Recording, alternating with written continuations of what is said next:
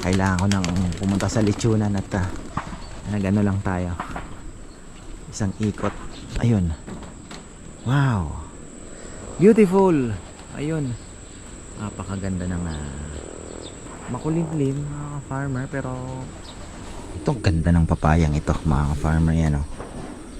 Ito yung tinatawag nilang bakla, yung pahaba.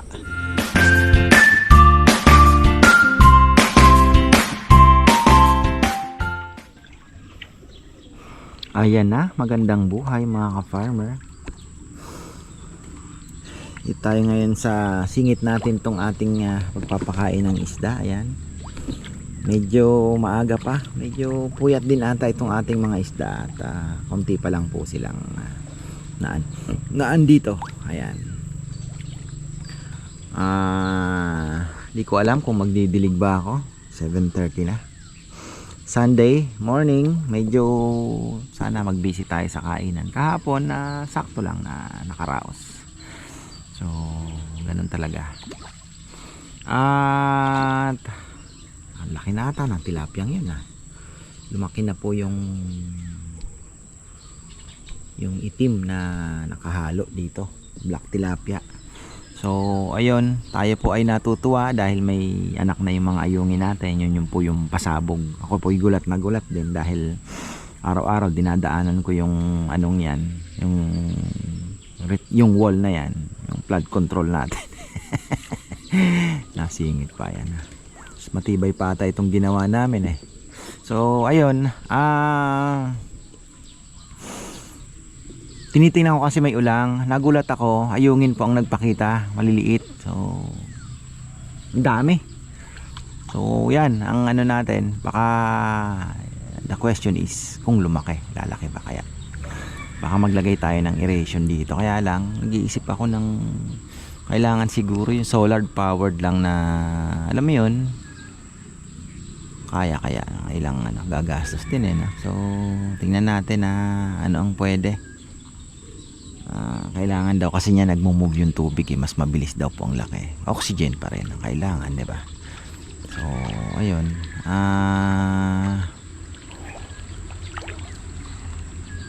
meron kayang malakas na oxygen ay pwedeng ikabit mo dyan, nakakos lang na gumagana na. Hindi siguro naka solar, kasi iniisip ko wala eh, mahirap din po kasi gumastos na, let's say magpapapasok ka, kuryente gagamitin mo, talo ka pa din, di ba? Free energy dapat ang mailagay sana. So ayun, tingnan na lang natin. Pero importante, step by step nakukuha natin yung goal natin, di ba? Unang-una nakapagpabuhay tayo ng ayungin. Nandito naman sila kumakain, hindi lang makita. At ayan, nakapag-reproduce naman na ngayon. So yung isang step naman, syempre yung pagpapalaki, medyo talagang it's a waiting game, di ba? Hihintayin talaga natin yan. So ayun, may mga ata, ano ba to? Bisita, mga nakamotor So ayun po mga ka-farmer, tayo, antay-antay lang. Bala kong umikot dito sa may papuntang lechonan, vlog na rin natin. Pakita ko lang po yung mga papaya, napakagaganda. Pero meron kasi akong titingnan doon na medyo nagdilaw. Baka nagpapabunot na naman, or tingnan natin kung okay. Baka mamaya virus na naman pala. Tapos yung mga saging na, ang gaganda na ng mga saging mga farmer. So ayun, kailangan din pala nating ayusin din yung talungan, mabawasan yung mga dahon sa baba.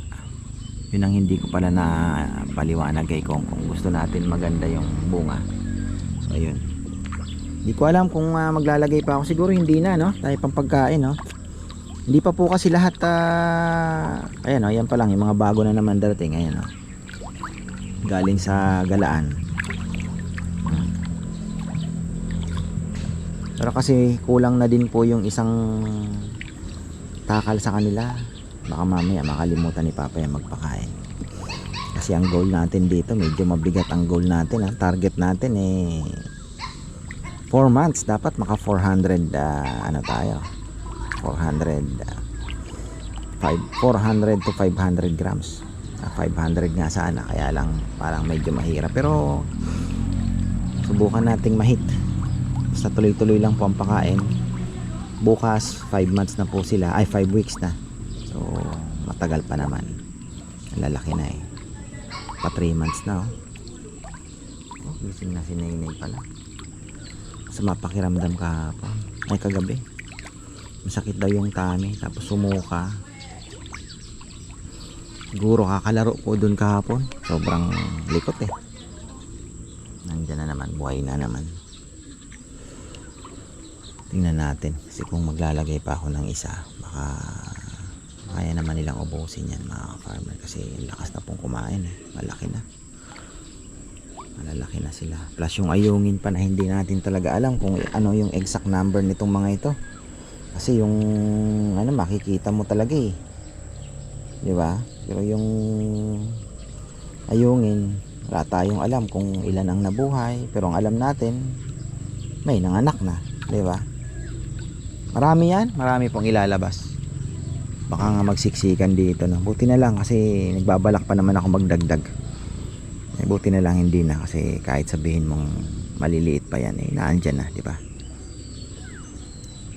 Bakit pa tayo gagastos?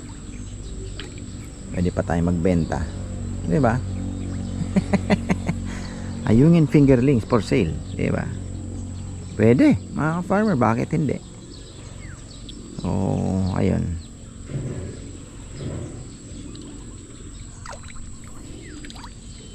Isda natin. Sarap panoorin. Ano pag marami? Yan. Pero bago tayo tatawa ako dito sa ating bird's eye chili na to. Ay, nako. Di ko alam, baka gamot din mga ka-farmer. Kahit hindi siya maanghang, baka pwede siyang inumin. Kasi si mama nagiinom nga yan eh. Iniinom siya, iniinom niya yung buo, linulunok niya lang. Pero yun, bird's eye chili yun. Kaya pakawalan muna natin yung ating mga ibon. At hindi tayo makapag-race eh. Ayan. Importante, wala naman tayong mga kalaban na nakapasok. At pakawalan muna natin. They're healthy. Healthy po mga yan. At ayun, marunong nang pumasok yung iba. Ito nga si ano, hindi ko naman kinal yan eh. Hana lang natin. May buhay naman, kawawa. Kaya ayoko na din po ng breed kasi yan, napabayaan ko yan. Napisa sa dito sa loft. Magandang panahon, iikot tayo sa kabila. Yan. Kongkong pagka linilinis niya po ito. Ang dami na naman hindi niya inabot ito. Hindi niya inabot. Hirap din po kasi linisin. Half day din to linilinis. Oh. Sabi ko kay Junjun, inopen ko sa kanya, Jun, gusto mo ba akong pagka wala ng trabaho gaano, maging sideline mo yung ikaw ang kasi siya lang naman po ang may license na nakamotor talaga na ayan, ang daming balahibo, kala mo ayungin wala na pong namamatay gaano naman, wala tayo nakikita. So ayun, magti-train ng ibon. Sabi niya pa, maganda yun kuya, tama, para makasali na tayo, sabi niya. So ayun, syempre si Rambo baka din. Tingnan natin kung kaya sa motor niya magawa ng paraan, training box, kung ilan ang kasyang madadala niya, di ba? Makapagdala siya ng 20, pwede na siguro, di ba? 20, pwede na. So ayun, sana para naman magkaroon ng excitement itong ating loft, ating mga ibon ay may karera natin. Sila, get nga tayo. Ay, sarap dito mga ka-farmer. Kailangan ko nang pumunta sa lechonan at nagano lang tayo, isang ikot. Ayun, wow, beautiful. Ayun, napakaganda ng makulimlim mga farmer, pero hopefully hindi naman po umulan, makulimlim lang. Ayan. Yung tubig natin. Tingnan natin nga yung tubig sa pond. Sarap mag-dive ah. Vertical. Oh. Bumaba po yung tubig eh. Ating 360 view. Yan.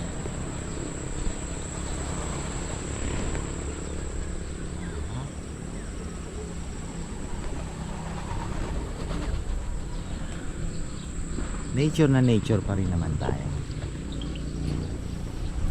Yan, kabila. Doon yung bundok ni Kong Kong. Sabi niya nga, kuya, binibenta ni tata yung ano, yung lote. Sabi ko, problema ko mahirap akyatin eh. Pero maganda, sabi ko, pag nagkagera doon tayo tatago. Diba? So may nagta-target shooting na naman yata aga. Ayan yung mga ibon natin. So ayan, ikot na tayo, hambahan na tayo. Medyo pinahaba ko lang. Ay, so stormy fields mga farmer, alam mo yun. Wala namang hangin. Naka-monitor ako dahil I'm planning to go to Subic and Masinloc. Pero nakausap ko na yung suki natin, may order nga siya ngayon, papadeliver ng Subic. Ano sila, fish, ano talaga sila, dealer. So ayun, ang sabi niya, palaot daw po yung bangka kahapon. Mga 3 to 4 days ang balik. So baka may Miyerkules magmura daw yung ano, yung lupit kumakain no. Sino yun? Alin doon? Maraming kalaban talaga dito. Kahit na kalaban, pero may natitira naman. Oh, kumusta yung lemon? Wala namang nabuhay yata. Ano ba? May lumaki ba? Binigyan ko na kayo ng magandang ano fertilizer. Hindi na kayo magbibiro. Ano kasi ito eh. Ito ganda ng papayang ito mga farmer yan oh. Ito yung tinatawag nilang bakla, yung pahaba. Mas makapal siya at mas mabigat. Tayo naman, ang goal natin magpalaki dahil hindi naman natin ibebenta. Pwede tayo magbenta dyan sa kainan, di ba? Kina Chichi, ayan. So yan ang goal natin. Ganda na ng talbos ng kamote. Yan si mama, bigyan na natin yan. At ayan, favorite niya, mga papaya. So far, ayan na po yung mga bunga. Paakyat naman yan at sagana naman po sa fertilizer. Dapat nga dito sabi ko nga, kung ano, mayat maya maglalagay kasi hindi lang naman po kasi siya ang kumakain eh. Kumbaga sa marami siyang kahati. Yung nyug, yung ugat lang ng nyug mga ka-farmer, nakakakain din yan. So ayun. Ito okay, walang problema yan. Ito kailangan malinis, konti na lang pala oh. Tapos dapat ano kaya, pwede kayang spray ng tutok lang na no. Ang sili. Oh, sino yung mga punta na kayo dito? Marami po tayong sili. Kakain kayo. Kailangan nyo ng kaunting paanghang. Marami tayo dito. Ito yung minomonitor ko na may dilaw. Pero ang kinaganda, tingnan nyo, nagdilaw sa baba. Pero diba? So tanggalin na natin to. Ganun lang naman. Tingnan nyo, recover siya. Wala. Okay siya. Farmer. Sabihin hindi yun ang dahilan. Kasi ang titingnan nyo na pagdilaw po ng papaya, mauunang magdilaw yung talbos, yung bagong dahon. Tapos ito na pala yung mga saging natin. Baka mga 3 months siguro may magpupuso na. Ayan, mga 3 to 4 months may mga puso na yan. Huwag lang mababagyo. God willing, syempre. Hindi naman natin pwedeng ipagyabang ang bukas. Kaya nasanay na rin po ako na syempre lagi ko nang sinasabi kasi parang alam mo yon, hindi naman natin maipagyayabang ang bukas eh, kaya basta lagi nating sinasabi kung papahintulot kailangan po natin bawasan ng dahon to. Ayan o, medyo dahon sa baba sa baba kailangan mong matanggal ng konti. Pero so far healthy naman po lahat yung papaya natin. Malaking bagay yung ginagawa ko na pagtanggal po at pagmonitor. So pwede nyo po akong gayahin, especially kung marami po kayong papaya na alaga, nyari tanim huwag po kayong manghinayang. Nako, wag kayong manghihinayang. Mararamdaman nyo po yung panghihinayang, especially kung maganda na po yung puno. Wag kasi parang ipinagpalit nyo po yung isang puno sa maraming puno, mahahawa yung inyong papaya ng yellow leaf virus na yan. May yung ring spot na yan tinatawag. So ingat po tayo kasi talagang sayang po. Ako dati, kaya ako sinasabi sa inyo dahil yan naranasan ko po. Dito na ako dadaan sa may Kinarambo kasi baka mabalahaw tayo dyan. Ito kailangan din pong malinis. So ito yung sinasabi ko na maging programa namin. Yan clearing operation, diba? At wala na muna tayong masyadong patrabaho na mabibigat din, pero yun nga, dami din nating iniisip yun dito, sana masingit natin. Pero gusto ko pong magpalinis. Yung karimbuhayan na andito na, ayan na po yung mga karimbuhayan natin. Ayan yung mga karimbuhayan, buhay na. Tinusok ni Kongko yung namatay yung isa, pero the rest buhay po yan. Ayan, sukal na dito ayan, sukal. Yung anuhan ng manok natin failed, ganun talaga. Hindi naman natin ang project ay so nangyari kasi dito ko sana dadalhin yung mga darag. Problema ay natalon, kahit may tubig po dyan tumatalon sila, ay lumilipad pala. So ayun, gusto ang mga kalapati ni Rambo. How are you? Kalapate. Sabi ko sa kanya kumuha siya ng yung cut mo, nalilipat nila dito. Cut mones. Mangga natin, ayun na. May dalawa pa tayong manggang hindi na ililipat dito. Yan, kahanap pa ng spot kasi dito sana. Ito kanto kung saan ilalagay. So ayan po mga ka-farmer ang ikot natin. Hey, kasi baka mamaya hindi na rin ako makapag-vlog pa. So ayan, at least may mai-upload tayo dito sa channel. So ayun, at least nakita nyo yung mga papaya, diba? Yun po ang maipapayo ko lang kung gusto nyong sundin. Huwag po kayong manghihinayang kasi nako, sayang po ang ganda ng papaya ninyo. Basta't may nakita na kayo, bunot agad. Kasi yung magkakalat po doon yung insekto, ita-transfer ng mga insects, yung mga sucking insects, isisip-sipin niya yung ililipat niya ng ililipat. Kaya pag napansin nyo, pagka naandito yung may tama, pagapang yan, papaganon. Kung gusto nyo subukan, huwag nyo tanggalin. Pero so far I think medyo na-stop na natin.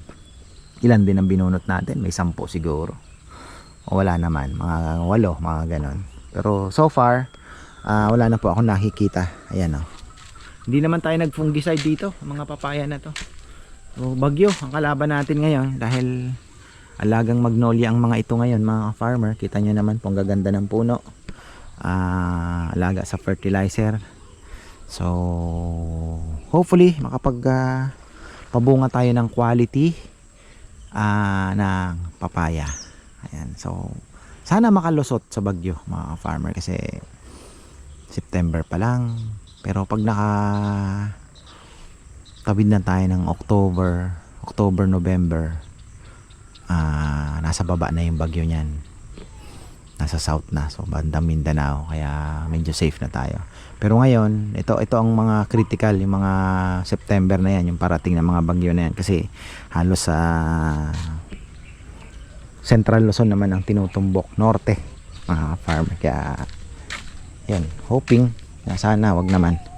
So ayan, hanggang dito na lang po, at maraming salamat. Ayan, ang saya ng ating mga ibon, no? Ayaw pumasok, lumilipad sila kasi presko, di ba?